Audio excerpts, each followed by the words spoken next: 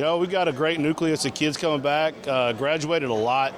We did have a very, very large senior class. So we've got to have some young kids kind of step in and fill some roles. But I think with our nucleus, we've got a chance to be competitive, and we'll see how it goes from there. If you could pull out some names and some of the kids we should pay attention to. We've got two kids in the backfield.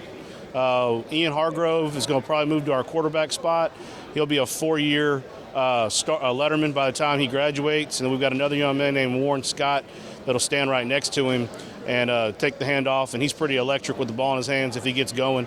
I really feel that our offensive line could be pretty strong if we can get them rolling. We'll have 4 juniors, but 2 of them are returning starters from sophomores, and we have a senior who's going to be a 2-year starter by the time he graduates. And those guys we've got from the left tackle over Christian Tovar, left guard potentially Antonio Marquez, the center's Robert Stavanoa, our right guard's Taj Fields, whose brother graduated last year. He was one of our best players last year.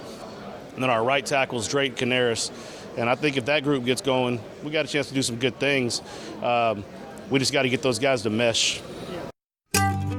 Hey, did you know that Lone Star Gridiron does mini helmets? Yeah, custom designed mini helmets that match your school. When quality and attention to detail are important, choose authentic Lone Star Gridiron mini helmets. Our library currently has hundreds of different Texas high school football teams. If you don't see your helmet, reach out to us about creating one. And hey, they make the coolest fundraisers for your booster clubs. Go to LoneStarGridiron.com and look for mini helmets on the top menu bar. Talk about your district. What can we expect this year? I think our district's going to be very competitive. I think there's a lot more. It's a level playing field this year. You've got teams like Bowling, who had a great JV group last year, and he brings back some talent over there.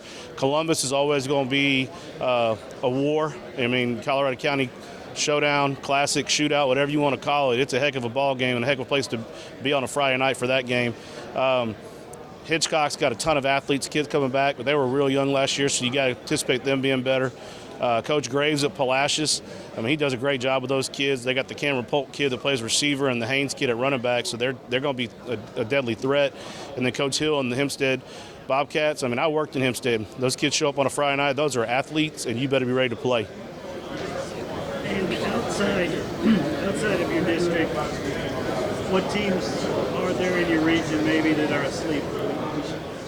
I don't know if there's. That's a tough call. I think our district is. I think our district has the potential to have 2 teams like a Columbus and a Hitchcock that could be guys that are threats. Obviously everybody's going to talk about Yoakum and Goliad and Edna. And I really, to be honest with you, the team that I think is a real sleeper that people are going to be shocked by is Industrial. We played them in the first rounds last year. Coach Dixon and I are good friends, and we talk. And he's done a great job over there getting those guys rolling. They had a great group of kids out for track, and I just think he's done a great job with them. Cool. Well, good luck on the season. I appreciate it. Raider up, baby. LoneStarGridiron.com. Access the complete history of Texas high school football, over 100 years of information, win-loss records, coaching histories, individual stats, records, and more. Lone Star Gridiron, the authority on Texas high school football.